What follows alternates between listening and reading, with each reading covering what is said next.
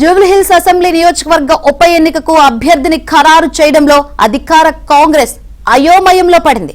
ఇప్పటికే బీఆర్ఎస్ అభ్యర్థిగా మాగంటి గోపీనాథ్ భార్యను ప్రకటించగా అభ్యర్థితో పాటు కుటుంబ సభ్యుల ప్రచారంలో నిమగ్నమయ్యారు. జూబ్లీహిల్స్ స్థానాన్ని కైవసం చేసుకోవాలని భావిస్తున్న కాంగ్రెస్ మాత్రం అభ్యర్థిని ఖరారు చేయడంలో డైలమాలో పడింది.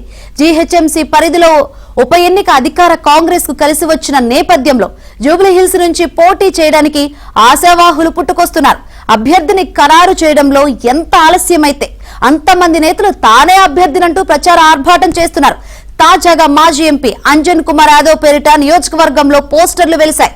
రావాలి అంచన్నా కావాలి అంచన్నా అంటూ పోస్టర్లలో పేర్కొన్నారు. ఇప్పటికే తాను జూబ్లీహిల్స్ లో పోటీ చేయనున్నట్లు అంజన్ కుమార్ ప్రకటించారు.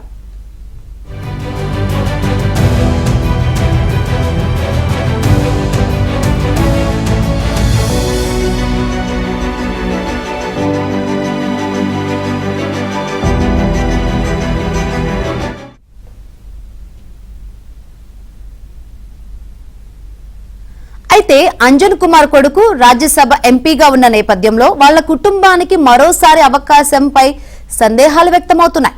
తన తండ్రి పార్టీలో సీనియర్ గా ఉన్నారని, గతంలో ఎంపీగా 2 సార్లు గెలుపొందారని, అధిష్టానం ఆదేశాలిస్తే పోటీ చేసి గెలుపొందుతారని ఎంపీ అనిల్ కుమార్ యాదవ్ ధీమాను వ్యక్తం చేశారు. ఇక స్థానిక కాంగ్రెస్ యువనేత నవీన్ యాదవ్, రెహమత్ నగర్ కార్పొరేటర్ సిఎన్ రెడ్డి పేరిట కూడా పోస్టర్లు వెలిశాయి. మాజీ మేయర్ బొంతు రామ్మోహన్, మాజీ కార్పొరేటర్ మురళీగౌడ్, మాజీ మంత్రి కంజర్ల లక్ష్మీనారాయణ కోడలు కంజర్ల విజయలక్ష్మి కూడా టికెట్ ఆశిస్తున్నారు.